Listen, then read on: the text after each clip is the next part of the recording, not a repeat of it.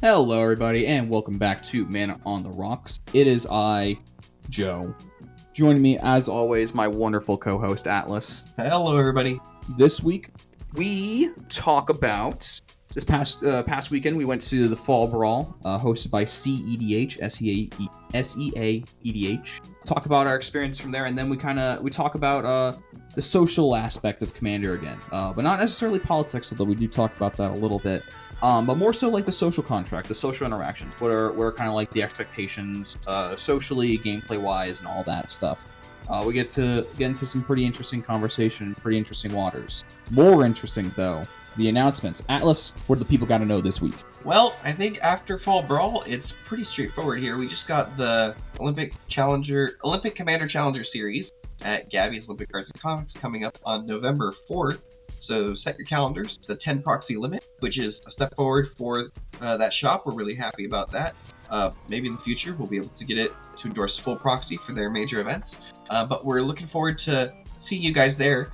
Also, it's been confirmed our buddies, the Mox Stars, are going to be live streaming that event on their Twitch channel. Yeah, baby! So that's pretty exciting for them and us, and anyone who's going to be playing there, you'll be able to play live on stream, so long as you make it to the top table. So that's going to be a lot of fun. Following that, November 18th and 19th, that's a Saturday and a Sunday of November, the week before Thanksgiving, there is the Regional Championships for the Pacific Northwest area, competitive commander, put on by PDX, or Tournament Organizing Group. So they organized a whole circuit for us this spring, summer, and fall. We just a couple months ago finished up with the last qualifier event, and now we're moving into the regional championships, and that's going to be a lot of fun. It's going to be a huge event, 100-player cap. Not a lot of events in this area see a poll of that size, so it's a 2-day event as well. Hopefully, we're going to see a lot of people, qualified and players who just decide to buy their tickets, show up to demonstrate what they've got. It's going to be a lot of fun. It's being hosted in Graham, Washington, courtesy of Next Level Gaming. They are going to be the ones who are serving as the host for that event. So come on down for that as well, or up, or over, or wherever you happen to be. We'd love to see you there. We'd love to play against you. But other than that, I think that's most of the events that are coming up right now. This is going to be looking like it's going to be a quiet winter until probably after December. Yeah, most likely with the year rounding out. We're starting to see the end of our little tournament season. But that's all correct. That's all right. That's okay. All right. One last shout out. Got a Patreon. Got a Discord. This week's lucky patron is... Shout out to our lucky patron user, Justin. Appreciate you, buddy. You should come on down, get a drink with us. There were some interesting decks there, that's for sure. Honestly, I can't say I personally saw a lot of sweet decks. I mostly just kind of saw like the expected stuff. Really? Oh, I mean, my first pod was a really interesting one. I played against a Vadric deck for my first time ever. That was kind of cool. They had a really sick mental misstep on my turn 1 E-Tutor that was going to get me a turn 2 ring. So that was really good. And then that same pod, I also saw Minsk and Boo, Timeless Heroes, the Planeswalker. Ooh. Yeah, We're familiar with that was fun. It was an interesting pod. Just about got doinked by an early consult attempt, but I had exactly the correct cards to be able to get out of it somehow. So Yeah, I can't say I faced off against like many like interesting decks. I guess the Alondo deck was about it, but he didn't really get to play the game too much, or he played the game a lot, but he used a lot of removal. He did the Joe thing of using a lot of removal spells when they were not needed. I was just going over the stats from the event right here, and there's a Nekusar list that showed up. I didn't get to play against them, but that was kind of interesting. I heard about the Nekusar deck. Yeah. Yep. They were the Nekusar. The one game I heard about, the Nekusar did not land on the table, but they put a lot of their pieces out. There was also a what is it? What's it called? Right here. It's called Nezahal. It's the Mystic Remora on a stick. A really big stick. Someone was just raw playing Nezahal. Yeah, like a mono blue control list. It didn't do super well. There was a Fibblethit player. Yes. And Yes. I heard about the lines that they were doing. They weren't just doing like ISO rev stuff. They were doing like crazy doomsday tiles. It's 100 card Doomsday. Fibblethip is cracked. Yeah. One of our friends was telling about like, yeah, they just did the line and they just started flipping the top card and just calling it correctly every time, like 20 cards deep. That's so cool. That's sick. That's Like, I respect that amount of pilot skill that you just like set the top 20, you know exactly which one's which. that's really funny. There's a Rowan deck that showed up. I heard about the Roan deck, yep. Yeah, I heard something. A bunch of Tivit, bunch of Blue Farm. Bunch of Tivit, bunch of Blue Farm, bunch of Nagila. Somebody was playing Falco Spara. That's pretty cool. Mm-hmm. Yep, some was on Falco Spara. A bit of Kenrith running around. Saw a couple Kenrith lists. Oh, here it is. Yeah, there were a bunch of Kenrith, and we'll talk about it. We'll talk about that later. But there was it was Aranis, Gloomstalker, and the Street Urchin background. Yeah, so it's green and red. Aranis Gloomstalker is a 3-mana 3/3 with Death Touch. Whenever it attacks, return target land card from your graveyard to the battlefield. And Street Urchin is a 2-mana red background. Says commander creatures you own have pay 1, sacrifice another creature or an artifact. This creature deals 1 damage to any target. Okay, yeah, no, Aranis is pretty cool. I like Aranis. Yeah, so it's running a bunch of like dorks and stuff that they don't really care about. They can sacrifice, treasure, storm. It's a Snoop deck. It's winning with Kiki Jiki Snoop or Protean Hulk sacrifice. Because your commander and your background provide you a sacrifice outlet. I do like that. That's pretty good. I do like that a lot. Healthy that amount of makes stacks. makes the whole problem easier to solve.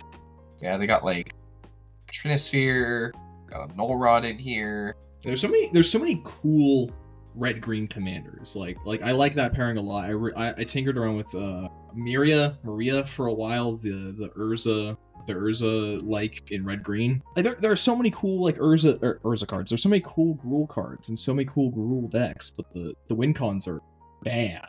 Yeah, red-green struggles a lot with their win cons.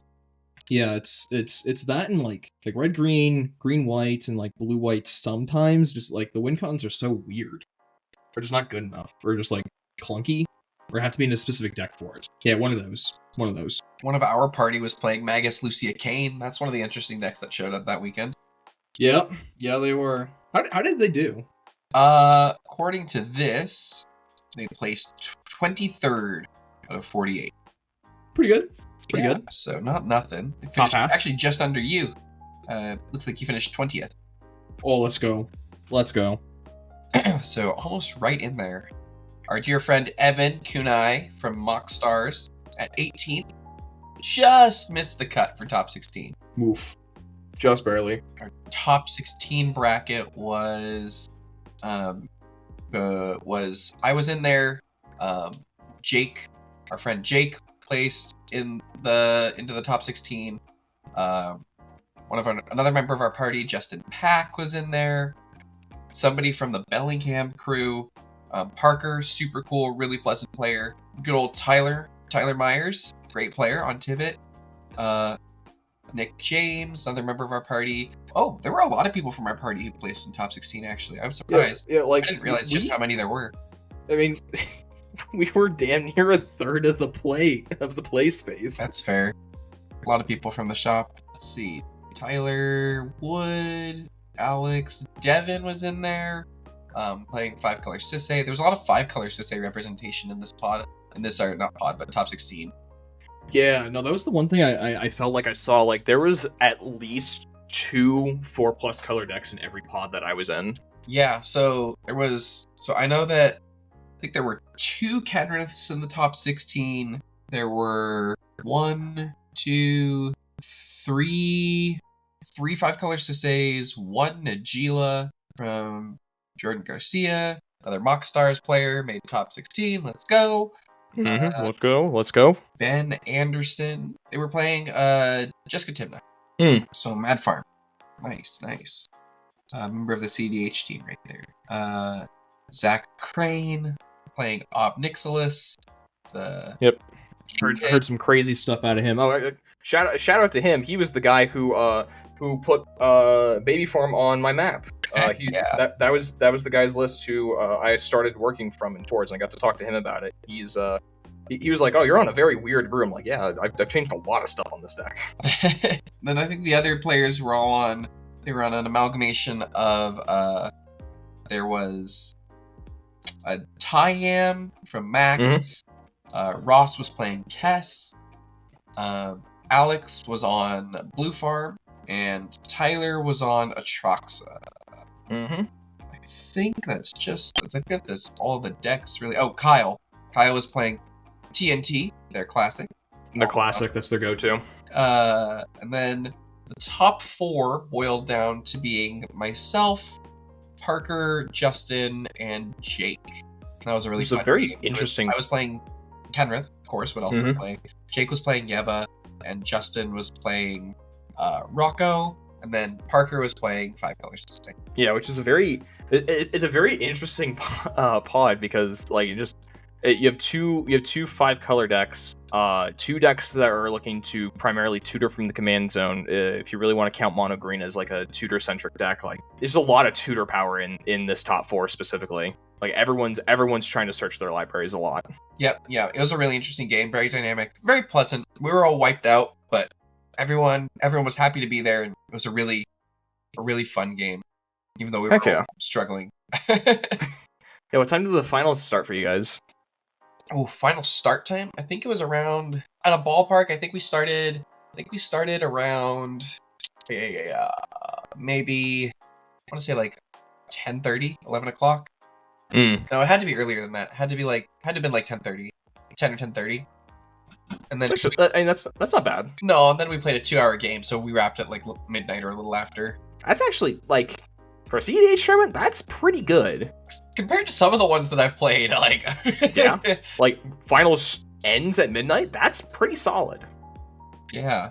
I know that compared to the ones where the finals start at 11:30. Yeah. Shout out OCCS 3. Getting out of the shop at 1:30 in the morning. You're like, woof. That was just an endurance test at that point.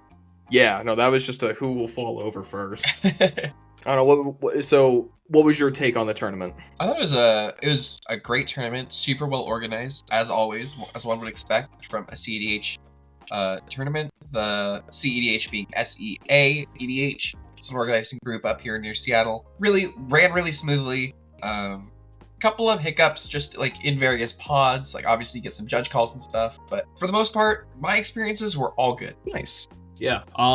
First time at this shop, first time doing this tournament that they did. I really liked it. I liked the tournament structure. Marcus, got to talk with him a little bit. He's really cool. Really likes his shop, really likes his community. I really like the vibe up there. I did all right. I mean, I hit the average of 1-3-1. You know, that's the special right there. But apart from that, like, and apart from like our game that we might talk about later, I feel like I played pretty well. I have some definite tightening up to do, and I went through the motions as I usually do. But I think I've just learned to just shut up and get good, I think was what I ended up telling myself after everything was said and done. And I cried my little bitch tears or whatever. I was like, okay, we dust off, we get better, and we just move on. It's all I can really do. You know, there's always the next event. I'll just do better at the next one. Yeah, I think that's honestly though, like we were talking about level up moments. That's a level up moment because I've definitely had that where it's like I'm gonna do so good, I'm gonna win, and then just get like absolutely clapped, and you're like, well. It wasn't honestly like even like going back like round by round, like I was clapping. Like I wasn't like getting clapped. Like I felt like I was a player in a majority of my games. Like I was doing stuff. I was a threat. I was something to be worried about, which is a great place for me to be. I can handle that pretty well. My one draw was very cleverly clutched out by Jake. I was in a very dominant position the entire game. Set up to win on my turn. The player before me had a breach going. I had Nature's Claim in hand. They had Force of Will, and they had Dispel in the yard with enough cards to cast the Dispel. Jake only had one playable card, and it was Beast Within. Jake went, I would like to propose a draw in response to a lethal gamble that was going to get Brain Freeze and just win the player of the game. And the dude's like, I'm not going to agree to a draw. Obviously, I'm winning the game. Jake said, I'm going to reveal this Beast Within to the entire table. I can choose to blow up your Underworld Breach and hand the game to me, or I can choose to hold this and have you win the game. I'm in a king make position. I would like to present a draw. And we all agreed to a draw. Nice. Nice. Yeah, that's a no, good play right there. No, super heads up play, super great play. I guess I am curious though, like, could they not have just like dispelled the beast with it? Did they not have the mana? Then they wouldn't have enough. They wouldn't have the mana for a brain freeze. Oh, okay. So they were on it. They were on exactly blue plus colorless. I see. So it was he heard the information. He ran the math. He's like, "Yep, I cannot get out of this. I will take the draw." Damn. Yeah, no, super good play. It sucked agreeing to that draw because I was 100% on my turn. I was there. Now I'm super curious. I have to go back and look at what the pairings were now because I'm really curious. That round it was me, it was Jake, it was a Prosper player, and it was Thrastargo. Wait, why are the rounds not tracked? I'm only seeing round 1. Why? Yeah, that game was very unfortunate for my fellow Rakdos compatriot. I kept a hand that was turn 1 Sarah Ascendant, turn 2 Ignoble Hierarch. I kept bonking them for 7 until they were dead. Jeez, that's pretty brutal. I know how Rakdos goes. I just have to fucking kill them. Like, if there's anyone at that pod that was going to understand, like, the Rakdos player just needs to die. They cannot be given turns. They will just win the game. Although I thinking back, I could have got my way out of that game. So they Valky'd us on an early turn, and they took my endurance out of there, and it was trapped underneath the Valky, and I had a Mayhem Devil plus a bunch of sacks on the board. And I pointed lethal damage at them with the Mayhem Devil to knock them out. We paused for a second before I passed priority on it, and we were like, do you want to kill the Valky? My reasoning was no, because I had a lot of artifacts on my side of the board. I would be giving the Thrastargo player their dock side, and I wasn't planning on cracking any of my treasures or my clues at that point, because I needed the mana to win on my turn. And I'm like, nah, everything can just fade forever. And then the dude went breach, and I went, yep, would have liked the endurance. But oh well. Yeah, no, that game was very interesting. No, I had a great time. If anything, it is bolstered the fire that has been growing. Because after I went through my motions, I came to the conclusion of just keep your chin up, King. Get good. You'll get him next time. I'm just like, man, I just want to play more. I'm hungry. What it boils down to in the end is just gotta play more. Yeah, no, just gotta play more. And obviously we've made changes to the deck list as such, but we don't necessarily need to get into that. With kind of the tournament scene as we are, you being as versed in it, kind of the sort of umbrella I wanted to operate under today was actually a suggestion from our Discord server. Shout out Winter's a Killer. They are asking or propose the idea of talking about kind of like the social contracts in CDH and like the social etiquette, I guess, as it were. Like what are the good, what are the bad, what's different, what's not so different from like normal Commander. And I think kind of from jump, and this is an old take. This is a cold take at this point. But like CDH is the social is Rule 0 working as Richard Garfield intended, not Richard Garfield. You get the joke. Where every single time you sit down at a CDH pod, without words, everyone understands. Like if you say, "Oh, we're playing CDH," everyone's pushing 11 out of 10 in terms of their power level. Everyone's trying to win the game. Everyone's trying to do the most busted shit imaginable, and that is what you were stepping into. That is the expectation. And I always thought that was cool. That was coming from casual to higher power, now into CDH. One of the things that was alluring to me was I can play whatever I want. I can do whatever I want. And I'm not going to have the conventional salt, as it were, from the casual crowd. Reasonably so. They want a good game, but I want a combo. Yeah, definitely. I think there's a little bit more to it, though. Like, because I think you can encounter that style of salt, but it like almost goes the other direction. It's like the interesting dynamic, right? Where if you aren't playing high enough power stuff, you're just kind of like, you're not a threat because you're not presenting a win, but like, you're not moving fast enough to be relevant to the table in any regard, really. Like, you're not a threat, you can't interact, you're just kind of there, and you feed other people's dockside extortionists, you tutor into opposition agents sometimes, like, you're just kind of like actively hindering the table almost. And it can be kind of a burden. Where it's like, oh, you're playing blue, I expect you to be able to, like, play some sort of interaction. And when someone's going, no, I'm not playing Force of Will, you're like, what? Like, unless there's a reason you shouldn't be playing. Like, unless, like, Jagoth is your companion or something, and you can't play Force of Will, that card should be in your deck if you're playing blue. Otherwise, it's probably 100%. not CEDH. 100%. That was definitely like the big thing. One of the weirder things to learn when I was stepping into this format was like there's almost like this responsibility that when you're sitting down at a table, you need to be doing something. Doesn't matter what it is, but you need to have impact. Is what you really need. Impact can literally mean anything. From, I don't know, vomiting like 10 plus mana turn 1 or whatever, or turn 2, like you have impact on the game right there. You're setting the pace. You are being able to set up your value engines and control the pace of play. You are presenting wins every turn. You are stopping wins every turn. Like you are taking meaningful game actions and making yourself known in the game. It's kind of like the next step of like, oh, you can do whatever, but you need to be doing something tangible, something relevant. Because like you said, like otherwise you're just feeding docksides. Definitely. I'm curious what your take on like that aspect of the question around the social contract itself is. Because like outside of like the rule 0, like this is the power level we're playing. I feel like the question sort of asks more of an in-depth, like introspective question, where it's like, what are the connotations of sitting at a table with other players while you're playing CEDH? Like, what do you expect other players to say or not to say, to act, how they shouldn't act?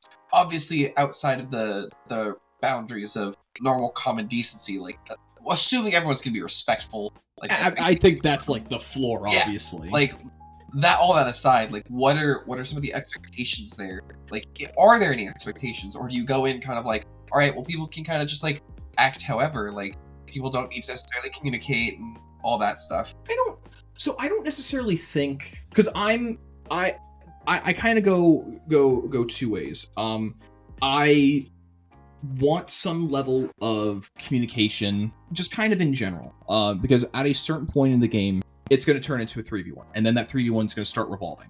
Like, I think communication, we've talked about this in the past, is so critical for understanding what resources people have, how to employ them, and sniffing out game plans, stuff like that. That I always hope for a pod to be as receptive to talking, just to figure out what do we need to do to kind of see through the mist, as it were. But on the other hand, like, I'm also totally fine with the shades on, hoodie up, like poker style of like, I'm just gonna be a robot that takes the best game action possible. I think both strategies have their own merit, and everyone's gonna choose, one or the other, somewhere in between, outside the boundaries, whatever.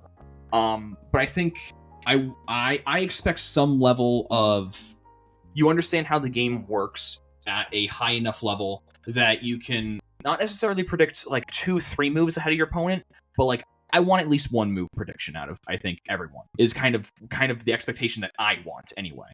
That makes for a more engaging game for me, at the very least. If everyone's trying to predict where the cat and the mouse are, that's more fun. Yeah, I think that's definitely true. I don't necessarily have an expectation that people will like communicate like deeply. Like, you run into those people who are like, oh, I don't politic, and it's like, okay, yeah, you don't have to, like, you don't have to politic. You don't have to like make a deal or something like that. But like, I expect that people will work with the table to avoid losing, at least to some degree. Like, if you get to the point where you're like, my best out is to send it here, and the control player says, please don't, I have one counterspell, I'm going to stop you, and then we're going to lose to the person to your left, and you're saying, that's fine, but I think my best out is to try it here and try and beat that counterspell. Great, go for it. Like, is that what I would like you to do? Absolutely not. But at the same time, I think that there's a lot to be said for like, no, this is my window and I'm going to take it. But if you're a player who's just gonna go, well, I know they're holding a force of will and I have no backup plan, I'm just gonna go for it, and you're just gonna go for it anyways and expect them to not counter your spell or to flub or something, like, it's, I don't know, because I've run into a lot of players like that too playing CEDH, where it's like, I'm gonna go for it, and you're like, please don't go for it, here's why. And they're like, no, you're my opponent, I'm not listening to anything you have to say. And that, to me, that violates what my expectations from a game are, even from a competitive standpoint. Like, I expect players to have some basic understanding of like the flow of a game and a give and a take. That's my interpretation of what the social contract is, I guess. It's like, you have to be good at the game to a certain level. There's a certain level of like reps that you want, like a certain level of like experience that you really want from an opponent. Or even if they don't necessarily have that, like the reasonability to say, yes, you're my opponent and you're telling me don't do something that I think is good for me, but let's at least evaluate why you're telling me that, because maybe you're telling me don't go for it here because it's actually bad for me as well, because when I go for it and when I get stopped, then we lose to the person next in turn. There's a lot of players out there who just don't believe in that philosophy. They're like, no, if you're telling me something, it's obviously incorrect for me, so I'm just going to do what I wanted to do in the first place. Or like you're just saying this to hold up your counter spell so you can go for your win on your turn because you're next in turn order or whatever. Something like that, yeah. It's just, there are a lot of players who make decisions in spite of the information they're provided, and that is not something that I think is very beneficial to the social component of the game. I feel like that's almost like, I hesitate to say the Achilles heel of CDH because I don't think that politics is. I think it's just you have multiple players in a game. People are social creatures. People are going to talk there, and from talking and communication, the world's possible. So I don't necessarily think that's true, but I think there is like a vocal component of like the CDH community that would prefer to see politics not in the game. I don't like that personally. I think the game gets way more interesting when people are allowed to talk and like explain things and like guide people down hallways they don't necessarily want to, or like just being able to have group assessment on what's going on, like even at like the purest form, like we need to figure out what's going on. We have these resources available. This is what is probably going to happen. How can we avoid this, or how can we best manage this? That's where CDH gets great. That's where Commander gets insane to me. Is everyone being able to pool these resources to try and stop one person or set up for other things, but we're all holding daggers on our other hand. Like that's the understanding. That's the expectation. Like we're all going to help each other. We all have loaded guns at the table now. Yeah, I think that's super true. I guess it's less of a requirement. Going back to what I said earlier, less of a requirement, more of like I get more from it when everyone's at like a similar level, or everyone's able to see ahead a little bit or whatnot. I don't think like you can't sit at my table unless you do. No, like I get more out of it. I'll play regardless, but I get more out of it. Yeah, I think one of the interesting things about that is like you were saying the no politics component, because if you play like that, it's an interesting dynamic where the players who are more mechanically skilled at the game don't actually end up that much further on top all that frequently, and sometimes they can end up losing, because just because you're mechanically skilled at the game doesn't mean 2 of your 3 opponents are, and they can very easily just end up throwing because they don't understand what's going on. And so if you don't allow politicking, which does include just the sharing of information, if you don't include being able to say, hey, this is what's happening here, this is a combo, that's a combo, this is something we should counterspell if we have the option to, and then seeing how that plays out, those are all politics, even if you're not like making a deal or like saying, okay, if you this, then I that, or like we can work together to stop this. Like just saying, okay, this is the threat and here's why. Some players don't have the breadth of knowledge that other players do, and so they can miss things, and things will just slide by, and people end up inting games that they don't mean to. So here's another question, going back to the whole social contract bit. What's the line for you on like deal making and stuff like that? How does that play into like your CEDH? So I'm all for the deal, baby. That's the commander classic. That's the commander special is the deal. You know, the don't touch my thing and I won't touch you for 2 rounds, like the command zone classic. Doesn't really exist in CEDH as much. Not that I'm opposed to taking a deal, but I think it's always not good for you to take a deal. For a multitude of reasons. One, there is no requirement that both parties should have to uphold their bargain. Ergo, I need you to let this tutor resolve so I can get this opposition agent. And if you let it resolve, I'm not getting my combo piece. I'm gonna get this opposition agent. If I agree to that deal, the understanding is both parties are going to participate to that. Now, some players might choose to be like, haha, I've outwitted you by lying. I told you I was going to get this opposition agent. I'm getting my devoted druid. I have a swift reconfiguration in hand. You fool. You've fallen for the classic blunder of believing me when I was telling you information. I don't personally like that style of thing, but I do think that deal making is something that should be allowed to be done, but like it's at your own discretion at the end of the day. Yeah. I think our play group and our shop specifically, we are all very, very hard fast on the, if you are making a deal, not only are both of us going to agree to every single word down to the letter and punctuation of the deal, there will be repercussions. We had one of our weekly games. I had a player. I cast a D tutor. I was genuinely just gonna get like a value engine or something. I wasn't under any like sort of pressure or anything. I was gonna do some more setup. And one of the players was like, I think you should get I think you should get Swords to Plowshare here to deal with this whatever. I forget. I think it was a Tox roll. Yeah, I had to deal with the Tox roll. And I'm like, okay, you have a big scary board. If I'm getting Swords to Plowshare, why am I not going to point it at you? Like I'm not under threat from the Tox roll here. I don't have much of a board here. And I'm like, well, I want something from this. I always make this deal because you ever hear the classic line of like, oh, how much is this? How much? And then they respond with, well, how much do you have? Yeah, for sure. I do that. Where if I go, oh, you want to make a deal? I'm gonna present the worst deal possible for you first, and then I'll work backwards. So I was like, okay, that's fine. I will spend my D-tutor. I will get the Swords to Plowshares. I will cast it in the Tox roll. You cannot touch me or interact with me until it is heads up, until it is 1v1. You cannot do anything to mess with me. They hemmed and they hummed and they went, okay, sure, that's fine. Got the Swords to Plowshares, revealed it to the table. And I said, this is your Swords to Plowshares. When would you like me to cast this? And they said, now. And I'm like, okay.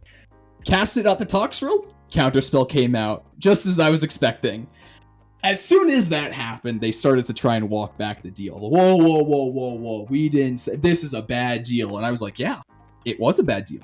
You said yes. At that point, me and our friend Tyler had said, you agreed to this deal. We all knew it was bad. You still said yes. We are going to hold you accountable to this. How did we do that? We put him to 1 life. We put him to 1 life, and I think I had a Mayhem Devil. We had some way of delivering lethal on board at a moment's notice. So we went, and the reason for this was because he floated the idea of, well, I'm just going to start attacking you. I'm just going to start interacting with you. I'm like, that violates our deal, dude. You want to do that? Like, this is what's going to happen to you. Me, Nick, and Tyler all looked at each other and were like, we're good, right? Like, we're gonna deal with the deal breaker here. Because that's just I guess that's just our style, is if you're going to make a deal, you're going to be held to it. We're going to hold your feet to the fire because you're the one that made the deal. You don't have to agree to any deal. You can always say, no, I'm good, or I'm not interested, or not reveal any sort of information. That's totally fine. But to say that it doesn't have a place, I don't know if I fully can get on board with that. I think it's a very much a buyer beware type of situation. 100%. It's a we operate in such a what's the word I'm trying to think of? Particular. We're very, very specific with how we word a lot of things when it comes to a lot of our deals, or just like the way that we talk with players, because we all are trying to glean as much information from our table as possible to try and give us the upper hand. So when you say, oh, I have a counter spell instead of like, oh, I have interaction, like that's information right there. Like that little difference is huge, because now you know, oh, there's a counter spell floating around instead of just blanket interaction. It could be anything. That minutia of speech matters. Yeah, I think it's the phrase that I've recently started going to in order to explain this whole idea of making bargains and like keeping your word and stuff in the game is just very simply, very catchily, you lie, you die. Where it's like, you die. As yeah, it's like, it's very simple, very to the point. It's like there comes a point where, if part of my social expectation, you are legally within the rules of the game allowed to lie, but there are repercussions. And one of the repercussions for lying to me is it does not matter to me anymore if I win this game. It has been discovered that you have directly lied to me, you are losing the game. I am doing everything in my power to make sure that you do not win, even if I do not win. You're gonna consult pact? Great. I'm gonna use my pact of negation that I have no possible way of paying for. I have 0 lands in play. Like, I'm not asking it for anyone to trick my anything. Like, I'm just gonna stop you. That's where we're at. Because it is more important to me to reinforce the fact that you are receiving the repercussions of your actions than anything else. And I think it's a really interesting sphere, especially in tournament play. I know that there was, this past weekend, there were some issues that players were having where opponents weren't necessarily keeping their words on the bargain, or they were like bargaining in bad faith or something like that, which, like, yes, deals are always going to be shady in the CEDH. Like, people are always going to try to advantage themselves. But there's a certain level of, like, when you make a deal, you should follow through with that deal at the very most rudimentary of terms. Where if someone says, I'm getting interaction off of, like, a tutor, it should be anticipated they will be getting a spell that interacts with the stack or the table. Not something that advances their own game plan and provides them another opportunity to interact, right? So, like, even if it's like, I would even, in certain situations, for certain decks, I would even call Chord of Calling interaction in certain situations. Like, I'm going to interact, 100%. I'm going to chord for 100%. A status piece. But I don't think there would be any situation, intuition can say, I'm going to go grab interaction. And you can grab 2 cards to pitch to them in, and like a Force of Will or whatever. That's a great deal for whoever's casting the intuition. Man, intuition, what a cracked card. Yeah, but if you're casting like a demonic tutor or something, and you say, I'm gonna grab intuition if this doesn't get countered, and then one goes and grabs like an Underworld Breach or a Final Fortune or something like that, that is not in any way upholding the form of the deal. Like, Final Fortune may be an instant, so you can cast it at instant speed, but taking an extra turn that you would tend to win the game on is not getting interaction. It is gaining the opportunity to win.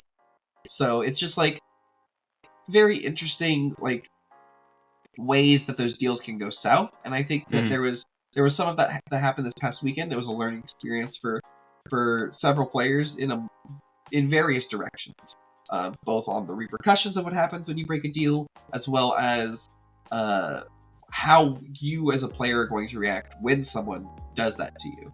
Yeah. And especially in the tournament setting where, like sure, we all want to win, but, like, tournament setting especially, like, people are trying to win. People want to win. People are fighting to win. So any opportunity that you can give your opponent to get a leg up, I get it. You'd be a fool to not take the free chance that you've been given, because there's nothing in the rules that state you cannot lie. I get it. By the book, by the word, you are not breaking the game. You are breaking, like, some amount of social etiquette to those that are around you. I mean, at the very least, if you're not going like the scorched earth method that we all prefer, if you are lying, you're dying. It just, at the very least, creates a weird weird vibe, basically. Like, this guy lied. Like, well, yeah, at the most favorable outcome for all players at that table is that now nobody can trust you when like, you're like, hey guys, they're about to win, we need to do something about this, I have no interaction. Nobody can trust you again. Your last in priority order, they're always pushing it to you because they do not believe that you have nothing anymore. Yeah. And you have no way, all your lands are tapped, you have no way to reset priority. They're still anticipating you have like a Force Will or a Mind Break Trap or some sort of some sort of game action to take to reset priority at the very least. And they're going to push it to you because they don't trust that you have nothing. And then you end up losing because of it. Like, just because you're getting punished by just because you're not getting punished by members of the players at that table directly doesn't mean that there aren't still going to be punishing repercussions from your action of lying. And so that's another violation of the social contract, and that's another thing that I do not take kindly to in my games, and I personally am very good at scorching the earth. So. Oh yeah, no, and your deck is built to take advantage of that. Like, your whole deck is I'm Politic. That's it. That means you are very flexible in making sure that one person does not see the sun. Yeah, more or less. So, Like, even breaking it down even further, let's work with the hypothetical here. I make a deal with you. I lie to you. You try. Let's remove the scorched earth element from it. This isn't like a present thing. None of our players in this hypothetical game take this route. We make a deal. I lie to you. I win the game. At the very least, I have at least one person, if not 3 people in that pod that are gonna look at me like I'm a scumbag, and I'm gonna be like, haha, I won the game, but like, I guess I don't care about like pride or whatever. And I guess to some people, like, tournament points are worth more than pride. I'm personally a pride before everything person. I want to make sure everybody has a good game. I want to make sure everyone feels respected at the table, everyone is listened to, everyone is understood, and we all have a good game. And I think you could take it Blind doesn't fit in that formula. I think you could take it a step further too, right? Where those 3 players now have had a terrible experience with you, and they've lost to you because you lied. They're not going to go tell everyone else they're talking to in the tournament, dude, my last game was, oh, how was your game? My last game was so terrible. This dude lied about XYZ, and I know he's allowed to, but it was a really shitty thing to do. And just, if you're ever in a game with them, don't trust this player. They're playing this deck. Don't trust this player. Don't work with this player, because they're just gonna take advantage of you and lie to you, and you're gonna have a terrible game because of it. And so I think that, like, even within a tournament setting, grinding for those extra couple points just like that, not a good idea. It will come back to bite you, because other players in a different game will have heard about, oh, you're so-and-so? Oh, you're playing that deck? Oh yeah, you're the person I heard about. You're lying. I'm not going to work with you. And because of that, you're now like, you're always the default archenemy in this 3v1. Like, the other 3 players are always by default going to view you with suspicion and care less about the other game actions that their other opponents are taking. I like the approach of, we sit down at the table. Hey, how's it going? I'm Joe. These are my commanders. I heard that you lie. Just like everyone sat at the table and be like, you do this, right? Like, I heard about this. Like, you made this deal. That was you? Oh, crazy. You're not winning this game. Like, just like drop the act. Like, you're not. Sorry, buddy. It was a year ago? It was like some finals tournament, and there was like a player lied to win the game. Right, it was like some big high-level tournament. I can't remember the exact scenario. Oh, I'm not sure what you're talking about, actually. I heard about it through some Magic, like some CDH podcast. I forget the exact setup for it. So I'm going to I'm going to skip out on details because I straight up just do not remember. I'm operating off the cuff here. So if someone is more knowledgeable about it, hey, the Discord's here. I'd love to get more insight onto that situation. But essentially, someone was like, I can go for a win here, but that's going to tap me out, and I need to. So essentially, player 1 needs to find an answer for player 3. However, player 2 had lethal on board, and they were more favored to wipe out player 1 because they were going to be able to survive player 3's turn and kill everybody on the crackback. I want to say the deal was player 1 to player 2. They were like, hey, I need to find this answer because, well, sure, you can maybe get it in another turn cycle. You're not guaranteed to. I can make it so that you can see another turn cycle, but I need you to not kill me, even though it's way advantageous for you to do so. They said, yeah, sure. They then killed player 1.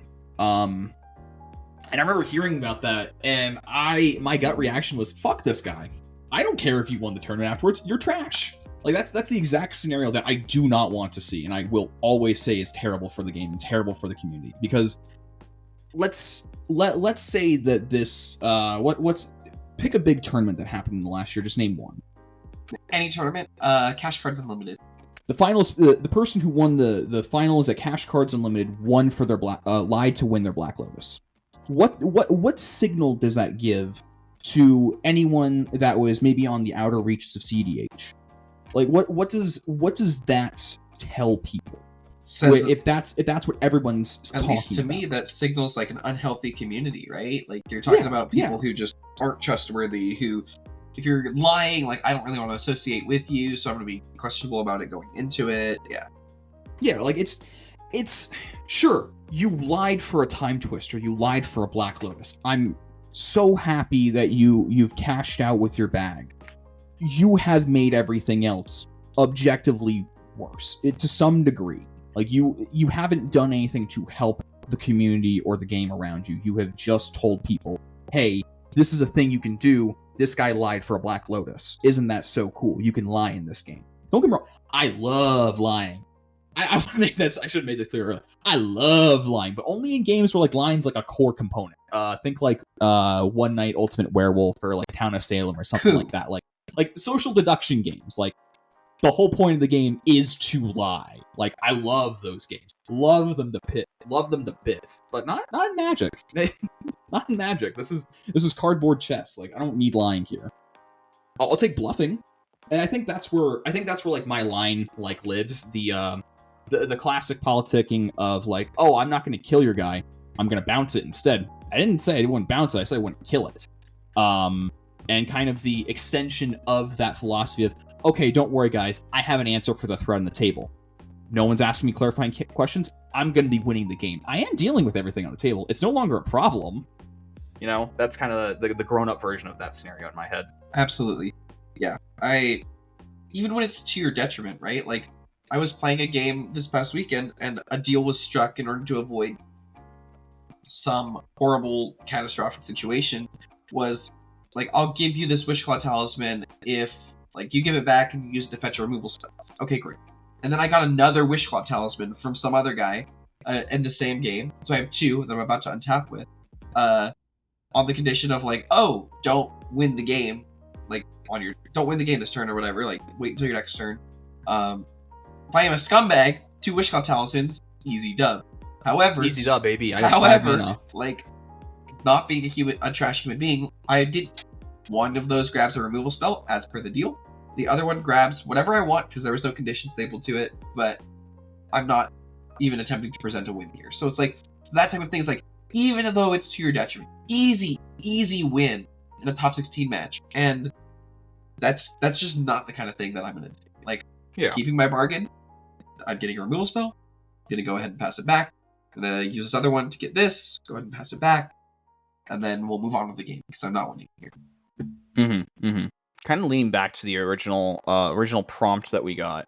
What are the common behaviors that you see that you would classify as like healthy for the game?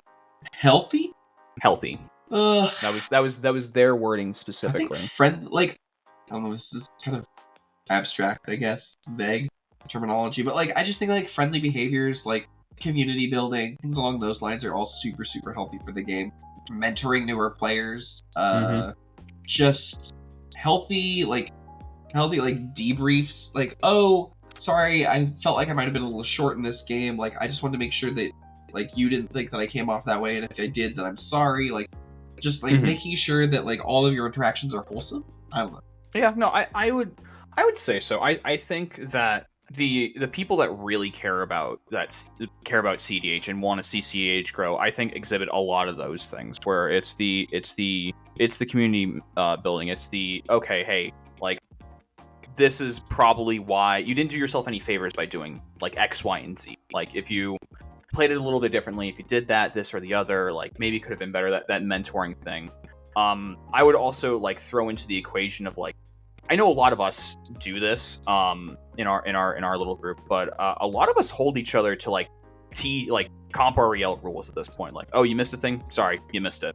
I think that's one of the better things that like a playgroup can do, is just being like, nope, we're playing, you know, the most cutthroat rules possible, but we're all going to try and have fun. Like, no missed triggers putting on the stack and blah blah blah blah blah. I think that's ultimately more healthy because you're improving the gameplay of everybody else. Like, I missed this Ristic side trigger. I'll try my best to remember it next time. You know, because then from there, that's where the growth starts, baby. Yeah, I wouldn't say there's anything like super specific, like common behaviors. Yeah, I mean, apart from like just generally being a nice person, it's really about it. That's really all I can like ask for in terms of like a behavioral thing. Just be supportive. Yeah.